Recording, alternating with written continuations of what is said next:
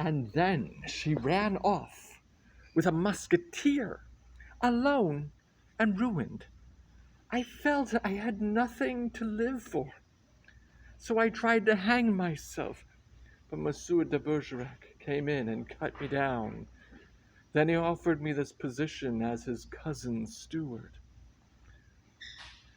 But how did you come to be ruined? Lys liked warriors, and I liked poets.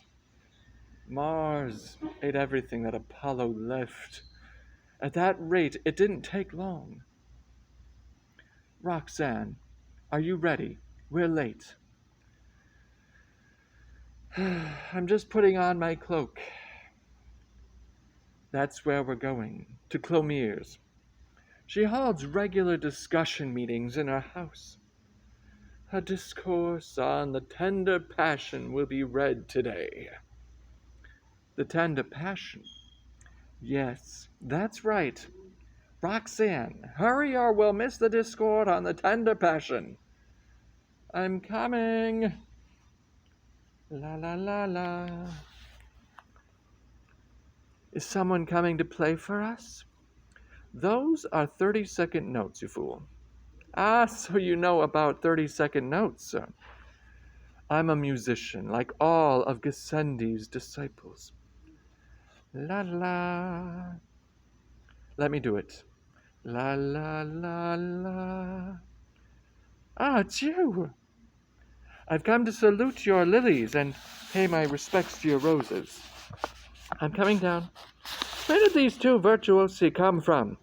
I won them from Desussy on a bet.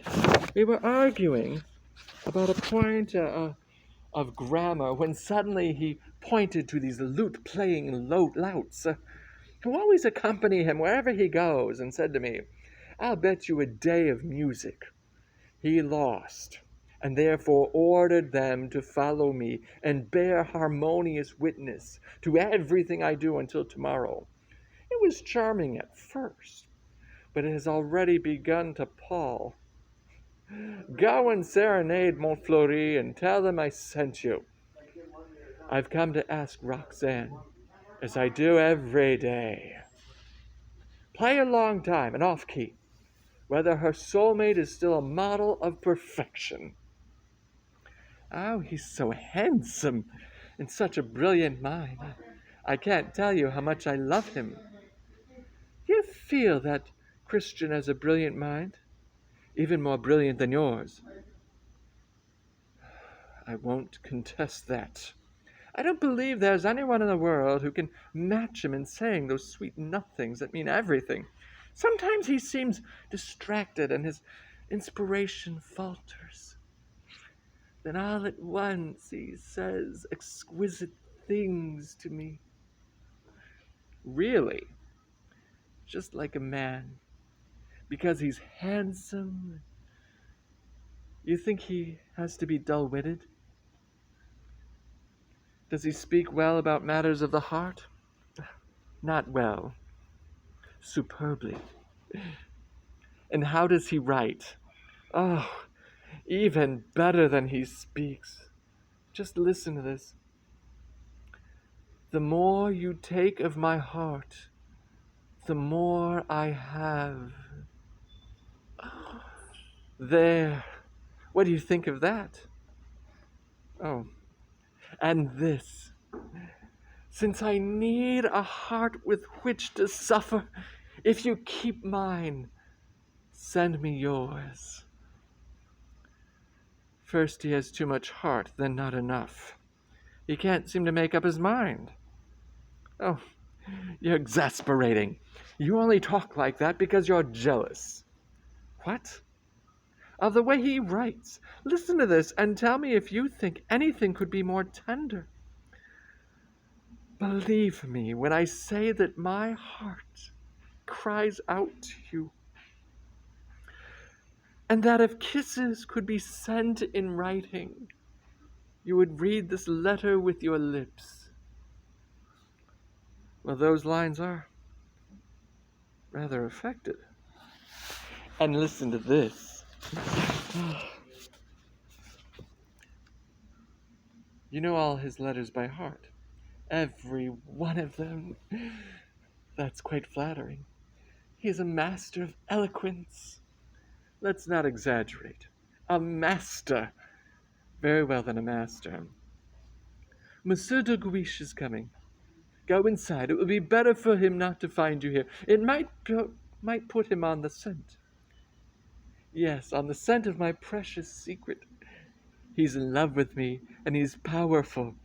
He mustn't know. He might strike a cruel blow at my love for Christian. I'll do as you wish.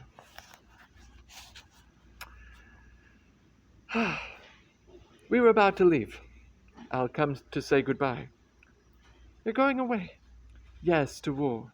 Ah, I'm leaving tonight. Ah, I have my orders. We're besieging Arras. Ah, a siege? Yes, my departure seems to leave you cold. Not at all. For my part, I'm heartbroken. Will I ever see you again? If so, when? Do you know that I've been made a colonel? Congratulations! And I'm in command of the guards. The guards! Yes, the regiment in which your boastful cousin serves. I'll find a way to take revenge on him when we're at Arras. What? The guards are being sent there? Of course. That's my regiment. Christian, what's the matter? I'm in despair at what you've told me. When a woman cares for a man and learns that he's going to war, why did you wait for the day of my departure to say such a tender thing to me for the first time?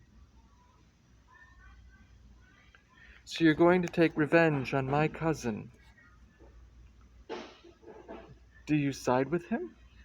No, against him. Do you see him? Very seldom. He's seen everywhere with one of the cadets, a young man named Neuville. Tall? Yes, with blonde hair. Reddish blonde. And handsome. Not very. But stupid. He looks like it. Are you planning to take revenge on Cyrano by exposing him to the fire of the enemy? If so, you'll get little satisfaction from it, because he loves danger. I know how you could really make him suffer. How? Leave him behind with his dear cadets when the regiment goes off to fight. Make him sit idly in Paris through the whole war. That's the best way to torment a man like him. If you want to punish him, deprive him of danger. Only a woman could have thought of a trick like that. He'll eat his heart out at not being in action. His friends will angrily chew their fingernails, and you'll be avenged.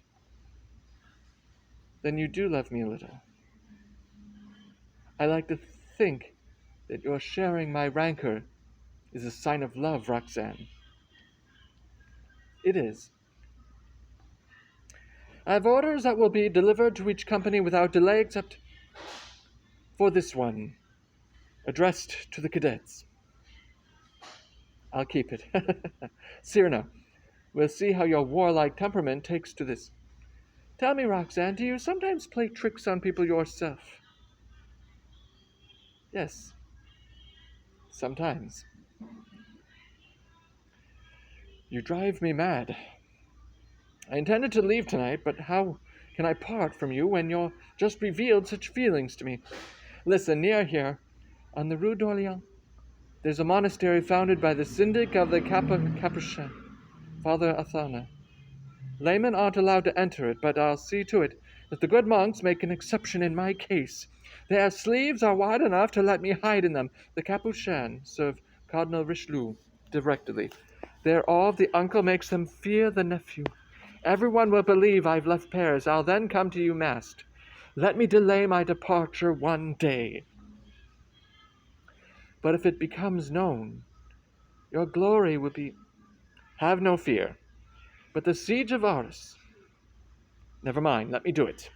No, let me. I must refuse. Ah! go. And Christian will stay. I want you to be heroic, Antoine. What heavenly words. Do you love? Yes, I love the man for whom I fear. I'm going now. Are you satisfied? Yes, Antoine. Yes, Antoine. Don't say a word about what I've done. Cyrano would never forgive me if he knew I'd robbed him of his war. Cousin, we're going to Clemiere's house. Alcinde and Lissimon are going to speak there. Yes, but something tells me that we're going to miss them. I wouldn't want you to miss those parrots. Oh, look, the knocker is wrapped in cloth. You've been gagged, you metallic little brute, to prevent you from disturbing the noble speeches. Let's go inside. If Christian comes, as I presume he will, tell him to wait for me. One moment. You always have a subject on which you question him. What will it be this time? This time? Yes. You won't tell him. I'll be as silent as a tomb. Well, this time I'm not going to question him about anything. I'll say to him, give free rein to your mind, improvise, speak to me of your of love in your magnificent way. Good. Shh, shh, not a word. I thank you. If he knew, he might prepare speech in advance. Do you really think so? Shh. Christian.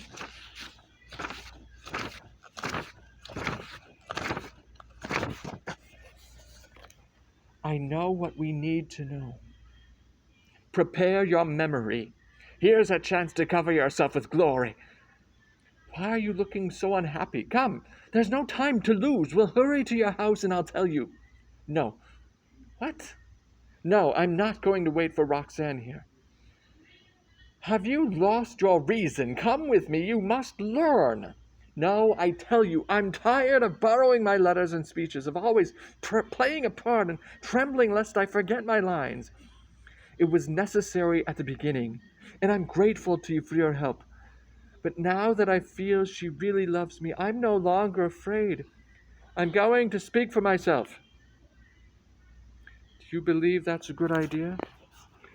What makes you think I can't do it? After all, I'm not so stupid. You'll see. Your lessons haven't been wasted on me, my friend. I'm sure I can speak without your guidance now. And in any case, I'll certainly know how to take her in my arms. Here she comes. No, Cyrano. No, Cyrano. Don't leave me. Speak for yourself, sir. Goodbye, Bartholomew, Alcindre, Gramion. We miss the discourse on the tender passion. Mendon, goodbye. Ah, it's you! Dusk is gathering. Wait, they're far away now. The air is pleasant and no one is passing by. Let's sit down. Talk to me. I'm listening. I love you. Yes. Speak to me of love. I love you. That's the theme. Now elaborate on it. I love. Develop your theme. I love you so much. Go on. I'd be so happy if you loved me. Tell me that you do, Roxanne. You're giving me water when I expected cream. Tell me how you love me. I love you very much. Surely you can express your feelings better than that. Your neck. I'd like to kiss it. Christian, I love you. Again. No, I don't love you. At least that's a change. I adore you. Oh, yes, I'm becoming foolish. And it displeases me, and as it would displease me if you became ugly. But try to bring back your vanished eloquence. I know you love me. Goodbye. Wait, let me love you. That you adore me? I already know that. No. Go away. But Congratulations on your success. Help me. No. If I don't win her back immediately, I'll die. How the devil do you expect me to teach you immediately? Oh, look. Her window. I'll die. Lower your voice. I'll die. It's dark now. What of it? The damage can be repaired. You don't deserve. Stand here in front of the balcony, you wretched fool. I'll be under it, telling you what to say. But quiet. Here we are. Shh. We've been serenading Montfleury. I want you to stand watch, one at that corner, the other at that one. If you see anyone coming, begin playing your lute. What shall we play, noble discipline of Gassendi? A happy melody for a woman, a sad one for a man.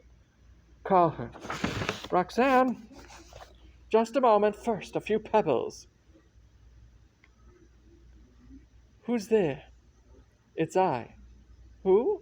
Christian. Oh, it's you! I'd like to speak to you. That's good. Keep your voice down. No, you speak too awkwardly. Go away. Please. No, you've stopped loving me.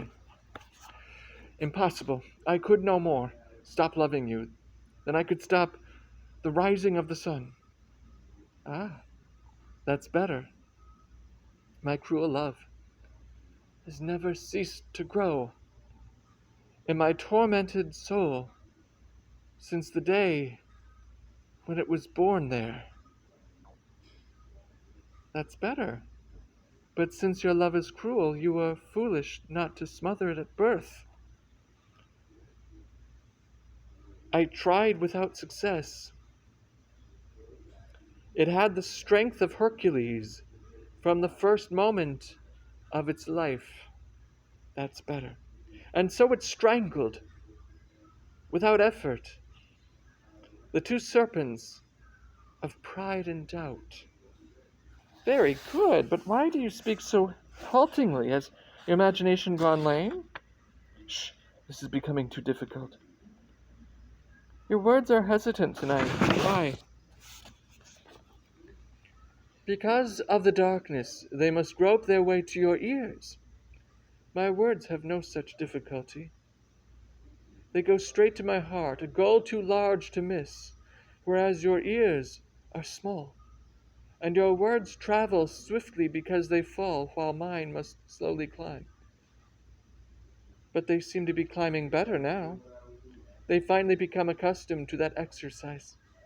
It's true that I'm speaking from high above you. Yes, and it would kill me if you let a harsh word fall on my heart from that height. I'll come down to you. No! Then climb up that bench. No. Why not? I want to go on taking advantage of this opportunity, this chance for us to talk quietly without seeing each other. Why should we talk without seeing each other? I find it delightful. We're almost invisible to each other. You see the blackness of a long cloak. I see the whiteness of a summer dress. I'm only a shadow. You're only a spot of brightness. You can't know what these moments mean to me. I may sometimes have been eloquent in the past. You have. But until now, my words have never come from my true heart. Why? Because till now I always spoke through. Through what? The intoxication that seizes anyone who stands before your gaze. But tonight it seems to me that I'm speaking to you for the first time. Perhaps it's true, even your voice is different. Yes, quite different, because in the protecting darkness I dare at last to be myself. I dare... What was I saying? I don't know. All this, excuse my agitation, all this is so enchanting, so new to me. So new. Yes, it's new to me to be sincere without fear of being laughed at. Laughed at for what? For an outburst of feeling. My heart always timidly hides itself behind my mind. I set out to bring down stars from the sky, then for fear of ridicule I stop and pick little flowers of eloquence. Those little flowers have their charm. Yes, but let's scorn them tonight. You've never talked to me like this before. I'd like to turn away from Cupid and his arrows and go with you toward fresher things, rather than daintily sipping stale sentimentality from ornate golden cups. Let's try to learn how the soul slakes its thirst by drinking directly from the great river of love. But you yourself. Yes, I used pretty phrases at first to make you listen to me, but now it would be an insult to this fragrant night, this moment, and nature herself, if I were to speak with the affected elegance of a courtly love letter. One look at the starry sky above us is enough to make me want to throw off all artificiality. If the expression of feeling is refined too much, the feeling itself is lost. The soul is emptied by such vain pastimes, and love dies, smothered under a mass of flowery words that were meant to embellish it. But it seems to me that elegant language, it has no place in true love. It's only a game. Those who love will suffer if they play it too long. For most of them there comes a time, and I pity those for whom it doesn't come, when they feel a noble love inside themselves that's saddened by every grandiloquent word they say. Well, if that time has come for us, what words will you say to me? All those that enter my mind of their own accord, I'll give them to you as they come without arranging them in bouquets. I love you. I'm overwhelmed. I love you to the point of madness. Your name is in my heart like a bell shaken by my constant trembling, ringing day and night. Roxanne, Roxanne, Roxanne. Loving everything about you, I forget nothing. I remember the day last year, the 12th of May, when you wore your hair in a different style, just as a man who has looked at the sun too long sees red circles everywhere. When I've gazed on the bright glory of your hair, my dazzled eyes see golden spots on everything. Yes, that's really love. Of course, the feeling that holds me in its merciless grip could be nothing else but love. It has all the terrible jealousy and somber violence of love, and all the unselfishness too. How gladly I would give my happiness for the sake of yours, even without your knowledge, asking only to hear from a distance now and then the laughter born of my sacrifice. Each time I look at you, you strengthen my courage and bring forth some new virtue. Are you beginning to understand now? Do you feel my soul rising to you in the darkness?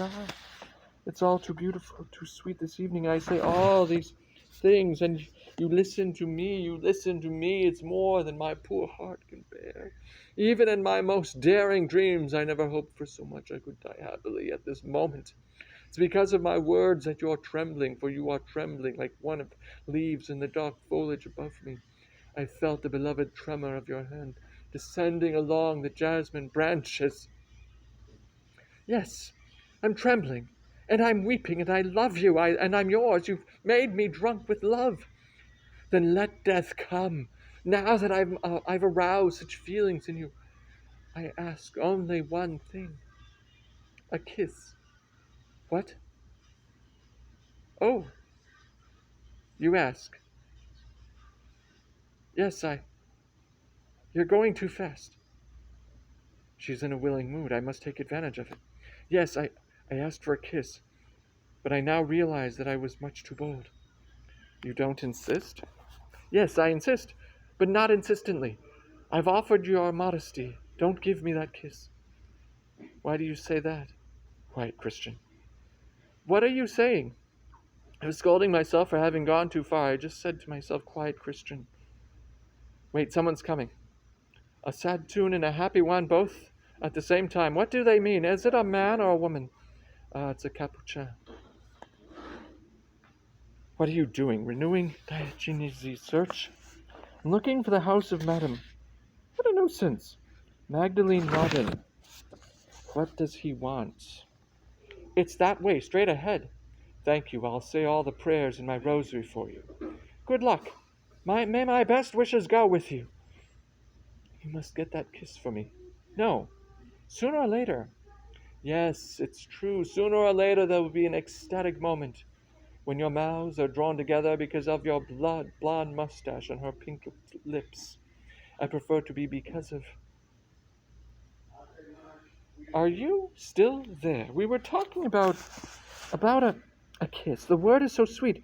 Why should you be afraid to say it? Even if the word burns your lips, what will the act do. Don't be alarmed. You've already given up your bantering tone and gradually drifted from smiles to sighs and then from sighs to tears.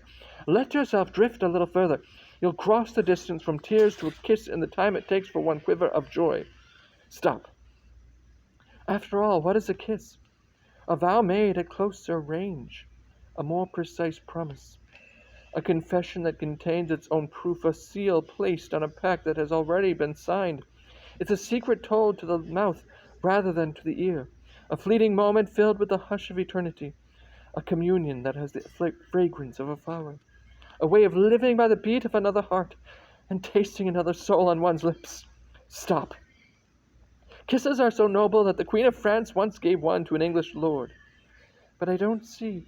Like the Duke of Buckingham, I've suffered in silence. Like him, I worship a queen. Like him, I'm sad and faithful. And like him, you're handsome. Ah, yes, I'm handsome. I was forgetting that. Come to me. Come and give me that matchless flower. Climb up to her. That communion. Climb. That hush of eternity. Climb. But now it seems to me that it's wrong. That taste of another soul. Climb, you fool. Ah, Roxanne!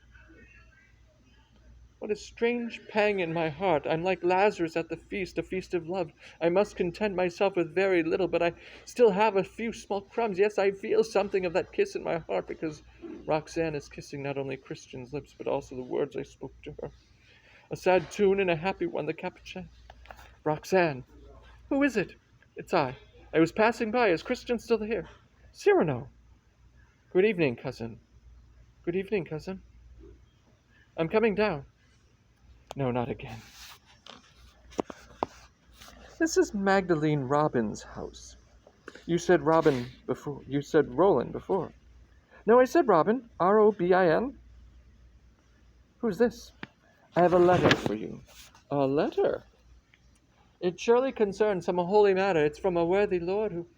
It's from de Guiche. How dare you? He won't bother me much longer. I love you, and if... The drums are beating and my regiment is preparing to leave. Everyone believes that I have already gone. But I am staying in disobedience to your orders. I am in a monastery. This letter is to inform you that I will soon come to visit you. The monk who will deliver it to you is as simple-minded as a goat, so there is no danger of his guessing my plan. Your lips have smiled at me too much today. I must see them again. I hope that you have already forgiven my boldness, and I remain your... and so on. Father, you must hear what's in this letter. Listen. You must bow to the cardinal's will, however difficult it may be for you. This letter will be delivered into your charming hands by his saintly, intelligent, and discreet Capuchin. You will inform him that we wish him to give you the blessing of holy matrimony and your house, and without delay. Christian must secretly become your husband. I've already sent him to you. I know that you dislike him, but you must accept the cardinal's decision, and you must rest assured that heaven will bless you for your resignation. With the respect that I have always borne for you, I remain your humble and devoted, and so on. I told you it was from a very worthy lord. I knew it could only concern some holy matter. I read letters well, don't I? Oh, this is horrible. Are you the... No, I am. But, P.S., you will make a profit of a gift of 1,000 francs to the monastery. A worthy lord. I am resigned. The Guiche will soon be here. Delay him. Don't let him come in until... I understand. How long will you need for the wedding ceremony? About a quarter of an hour. Hurry, I'll stay here. Come.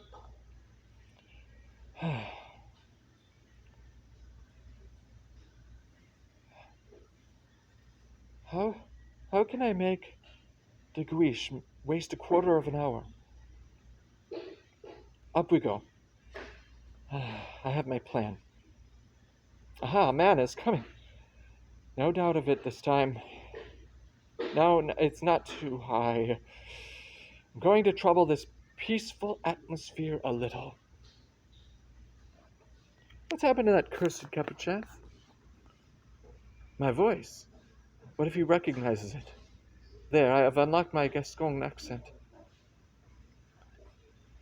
Yes, this is it. I can hardly see where I'm going. This mask is so annoying. What's this? Where did this man fall from? From the moon. Did you say? What time is it?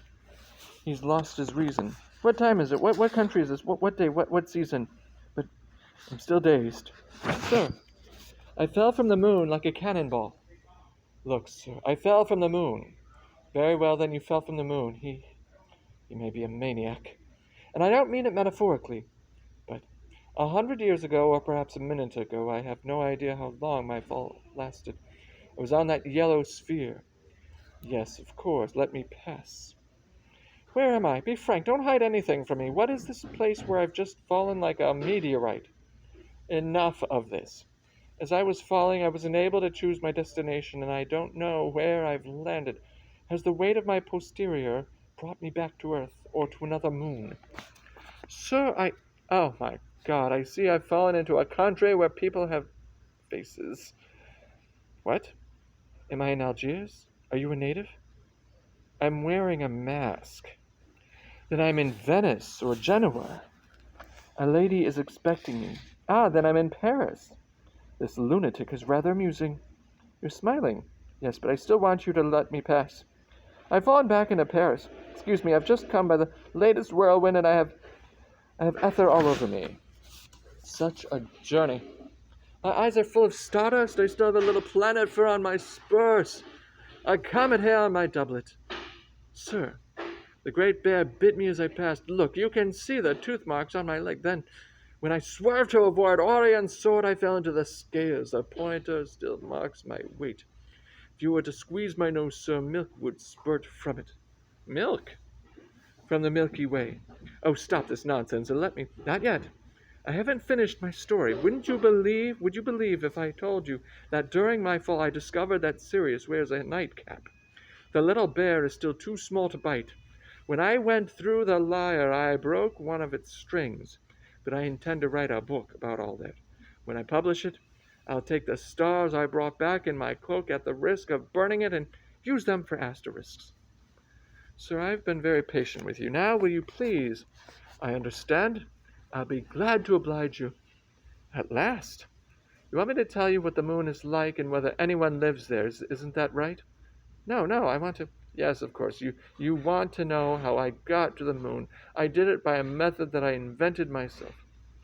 He's raving mad. I didn't simply make a new version of Regiomontanus's stupid eagle or Archytas's timid love. He's a madman, but a learned madman. No, I didn't imitate anything that he had done before. I invented 6 ways to violate the virgin sky. 6. I could have clothed my naked body with bottles full of dew and exposed myself to the morning sun. Then, as the sun drew up the dew, I would have been drawn up with it. Yes, that's one way. And I could have rarefied the air in a cedar chest by means of 20 burning mirrors, suitably arranged, thus producing a great rush of wind that would have sent me on my way. 2. Or, with my mechanical skill and my knowledge of pyrotechnics, I could have constructed a large steel grasshopper propelled by successive explosions of gunpowder and ridden it into the blue realm of the stars. 3. Since smoke tends to rise, I could have blown enough of it into a globe to carry me away. 4. Since the new moon likes to suck up the marrow of the cattle, I could have coated my body with it. 5. Finally, I could have sat on a sheet of iron and thrown a magnet into the air. It's a very good method. The iron follows the magnet in its flight. Then you quickly throw the magnet again and keep repeating the process until you've reached the moon. 6. But which of those 6 excellent methods did you choose? A 7th. Amazing. Tell me about it. Try to guess. This rascal is becoming interesting. Whoo-hoo! What's that? Can't you guess? No. The tide. After taking a dip in the sea, I lay on the beach at the hour when the moon was exerting the pull that causes the tides, and I was lifted into the air. Head first, of course, since it was my hair that held the most moisture. I was rising straight up, slowly and effortlessly, like an angel, when suddenly I felt a shock. Then what? Then, the quarter of an hour has passed, so I won't keep you any longer. The wedding is over. I must be losing my mind, that voice. And that nose. Cyrano. At your service. They've just been married. Who? Good God. You. And he. I congratulate you on your cleverness, and to you, the great inventor, my compliments. Your story would have stopped a saint at the gates of heaven. Write down the details of it, because you really could use them in a book. I promise to follow your advice. Here's the handsome couple you've united, my son. Yes, and now you must tell your husband goodbye, madam. Why, the regiment is about to leave. Join it. To go to war. Of course. But the cadets aren't going. Yes, they are. Here's the order. Deliver it at once, Baron. Christian, the wedding night is still a long way off. He thinks that's bitter news. Oh, kiss me again. Come, enough. It's hard to leave her. You can't know. I do know. The regiment, it's leaving. I trust you to look after him. Promise me that nothing will endanger his life. I'll do my best, but I can't promise anything. Promise me that you'll make him be very careful.